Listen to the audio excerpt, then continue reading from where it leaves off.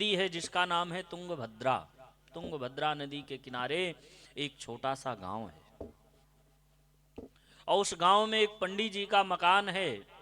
एक पंडित जी रहते हैं, ब्राह्मण देवता, जिनका नाम है आत्मदेव।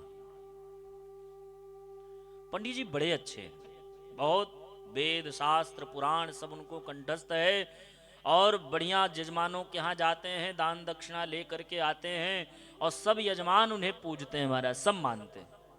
कभी किसी के लिए अहित नहीं किया, पंडित जी ने सबका हित किया है, सबके लिए अच्छा किया है। लेकिन जो पंडिताइन है, पंडिताइन थोड़ा गड़बड़ है। कहे कैसी हैं पंडिताइन? कहे गांव में सबके घर झगड़ा लगा देती हैं जाके।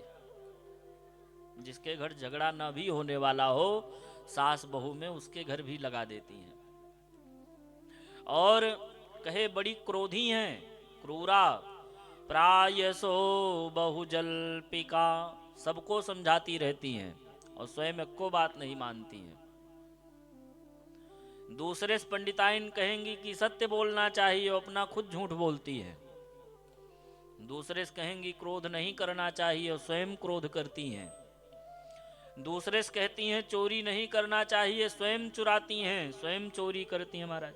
ऐसी पंडिताइन। लेकिन एक गुण है। कहे क्या? कहे बड़ी सुंदर है, एकदम गोरी गोरी। और सुंदर होने के साथ साथ और क्या एक गुण है? कहे उनके घर में कहीं मक्खी मच्छर और चींटी चींटा नजर नहीं आता। इतना बढ़िया साफ सफाई करती हैं घर का, घर की साफ सफाई बढ़िया करती हैं और सुंदर भी हैं। और क्या करती हैं? कहे ऐसे तो हमेशा हंसती रहती हैं, लेकिन जब पंडित जी बेचारे भोजन करने बैठते हैं तभी झगड़ा करना शुरू करती हैं। जब पंडित जी भोजन करने बैठते हैं तबे पंडिताइन अपना राम कहानी छेड़ती हैं और तबे झगड़ा हो जाता है। ऐसी पंडिताइन है। लेकिन पंडित जी कभी पंडिताइन के ऊपर रूठते नहीं हैं, कभी नाराज नहीं होते। जो पंडिताइन कहती हैं सब सही है, बेचारे मानते जाते हैं। क्यों?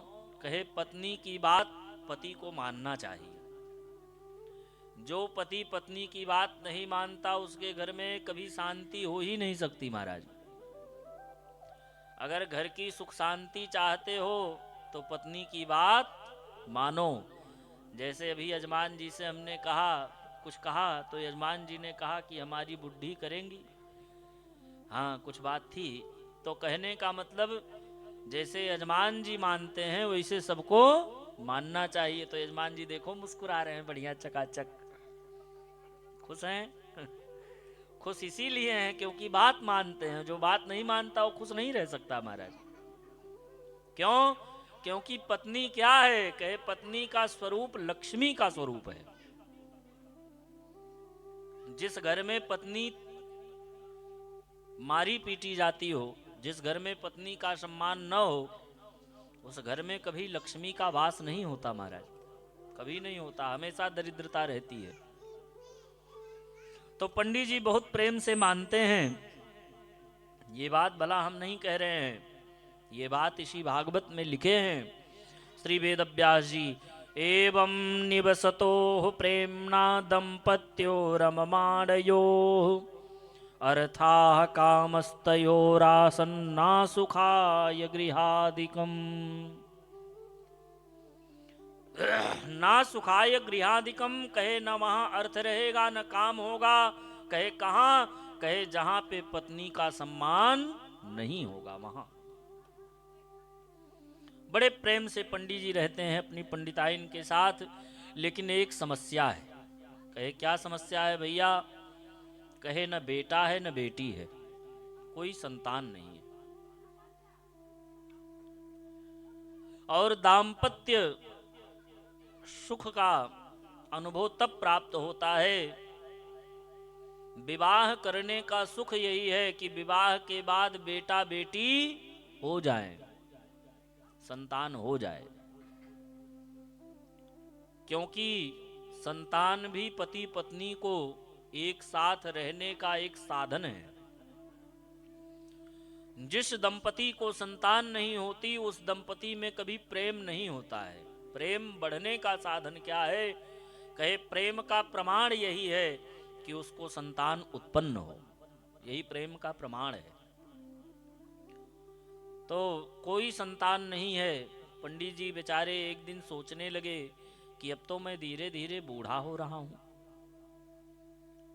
और मैं धीरे धीरे मर जाऊंगा।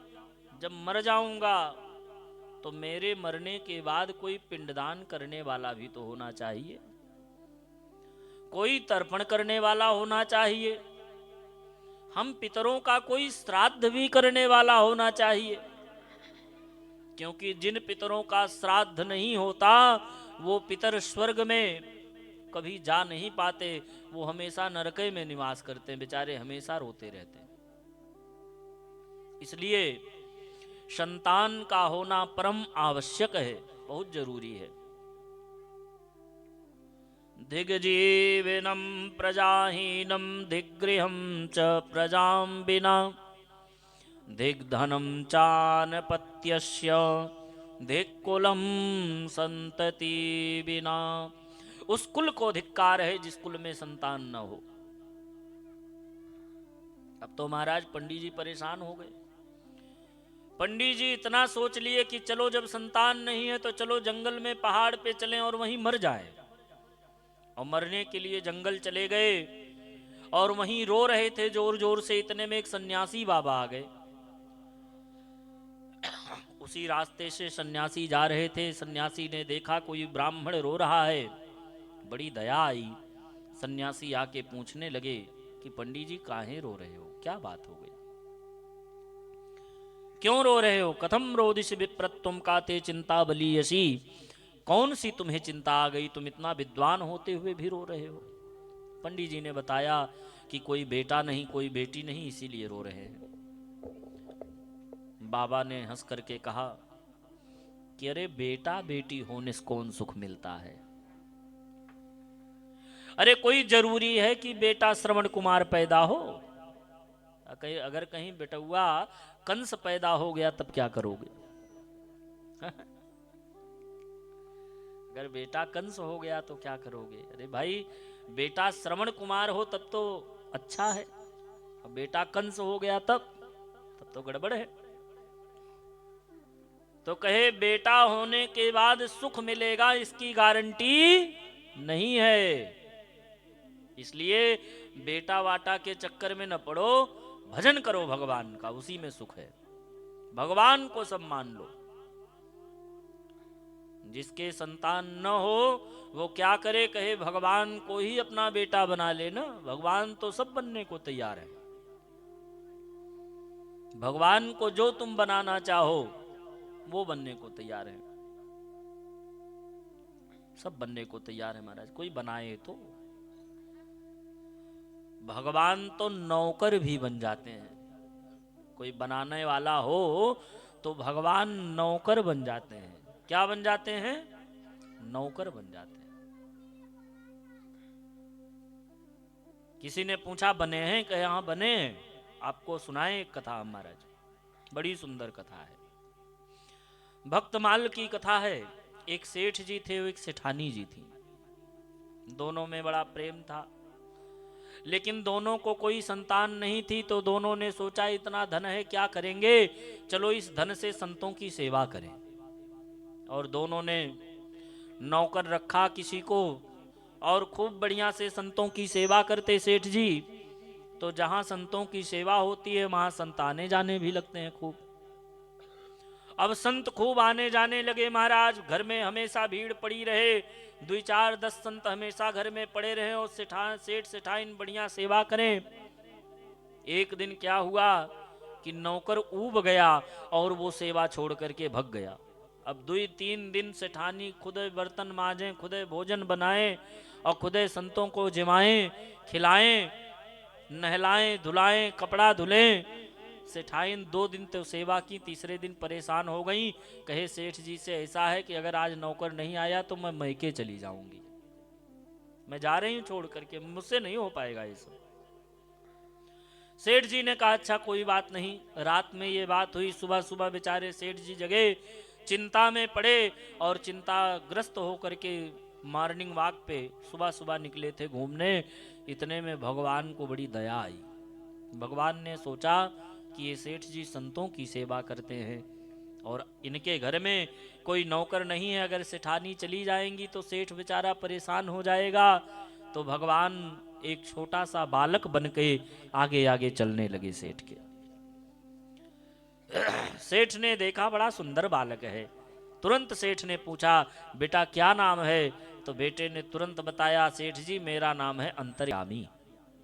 क्या नाम है? अंतर्यामी। तो कहाँ घूम रहे हो? तो अंतर्यामी ने कहा, कोई काम मिल जाए, काम खोज रहा हूं, नौकरी खोज रहा हूं। अरे सेठ जी ने कहा, हमारे घर में ही नौकरी है। कहे हमारे घर काम करोगे? बालक ने कहा, क्यों नहीं करेंगे सेठ जी, बिल्कुल करेंगे। तो सेठ जी ने कहा, क्या तनख्वाह लोगे? कहे महाराज देखो, न अपने आगे कोई है न पीछे कोई है, कोई खर्चा वर्चा तो है नहीं। सेठ जी हम लेंगे कुछ नहीं, बस एक शर्त है हमारी। कहे क्या? कहे हम खाते खूब हैं, पेट भर खाते हैं और एक बार नहीं 3-3 बार खाते हैं। हमारे खाने पीने में कोई कमी ना हो, बाकी हमको तनख्वाह नहीं चाहिए, कोई सैलरी नहीं चाहिए। सेठ जी ने कहा, तो कोई बात नहीं, अपने घर में कौन खाने पीने की कमी है, चलो। अब सेठ जी लेके चल पड़े अंतर्यामी को। भैया सेठ जी ने कहा, हमारे घर में संतों की सेवा होती है, कर लोगे? बालक ने कहा, जब से पैदा हुए हैं तब से लेकर के आज तक दूसरा कोनो काम ही नहीं किए हैं, संतों की सेवा ही केवल किए हैं और कुछ नहीं किए हैं। और भगवान सही बोल रहे हैं। भगवान का तो यही एक काम है कि वो केवल संतों की सेवा करते हैं और कुछ नहीं करते। अब लेकर के चल पड़ा सेठ। आया घर में, भगवान खूब सेवा किए, अंतर्यामी खूब सेवा करते।